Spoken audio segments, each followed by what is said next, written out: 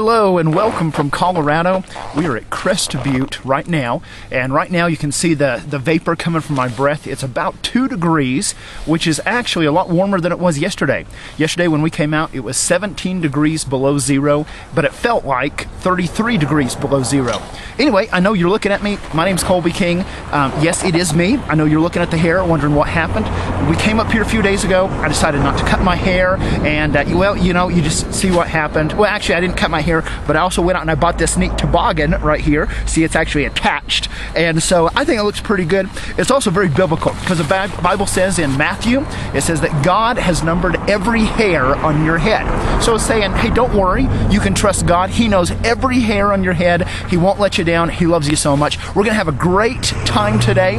We're gonna be up skiing. We're gonna take you with us, and so in a few moments we'll see you when it's time to ski.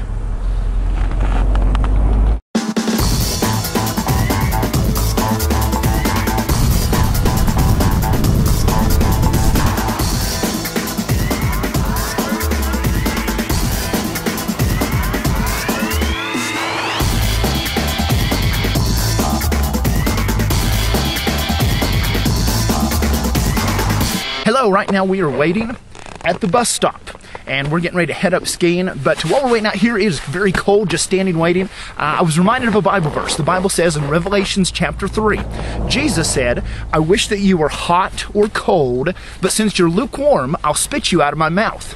Now, the first time that I read that Bible verse, I totally misunderstood it.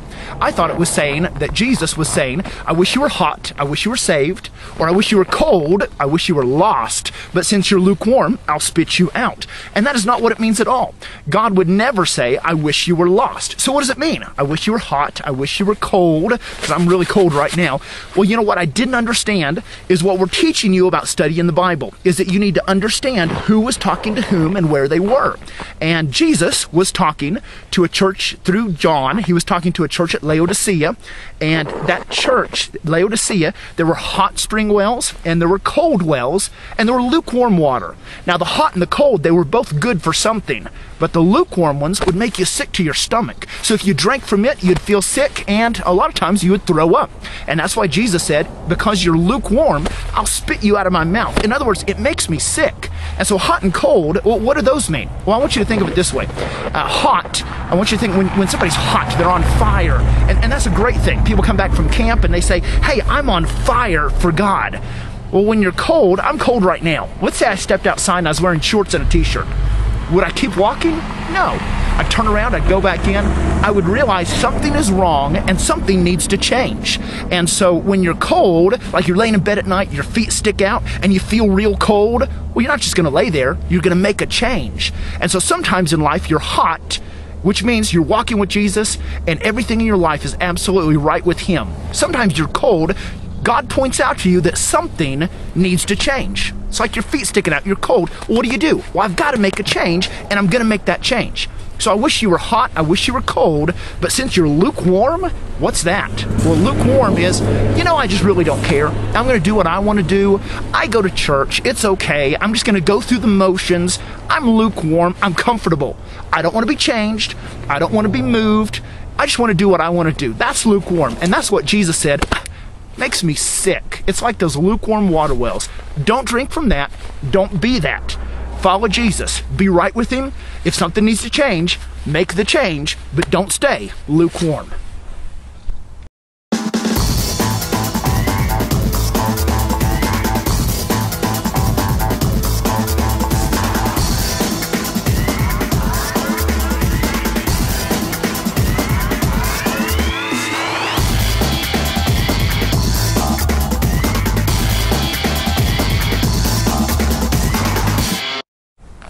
Hey you guys, I'm Mary Beth, and I just wanted to share with you guys just a little bit. It is so cold out here. You know what, sometimes my fingertips, they get so incredibly cold, I don't know what to do.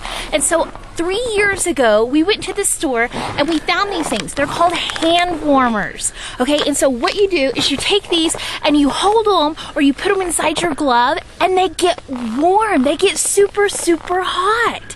And so you know what, I was thinking about this. This reminded me about a lot of Christians today. You see these hand warmers, right now, they're inside this package. And they're not hot. You could feel it. They're not hot at all. And if I left them inside here, they would stay exactly like they are. Even though they're hand warmers, they would never get hot. They only get hot once you open the package and you take them out. And you know what? Christians are the same way. A lot of times we go to church and we sit in our Sunday schools and we sit in our services and it's like we're inside the package. And we're just sitting there and we're Christians, but we're not doing what Christians are supposed to do. You see, Christians have two reasons in this world. One is to know God, and the other is to make Him known.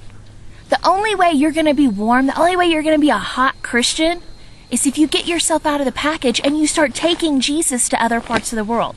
So today, stop being in the package and get out of the package and go tell some people about Jesus.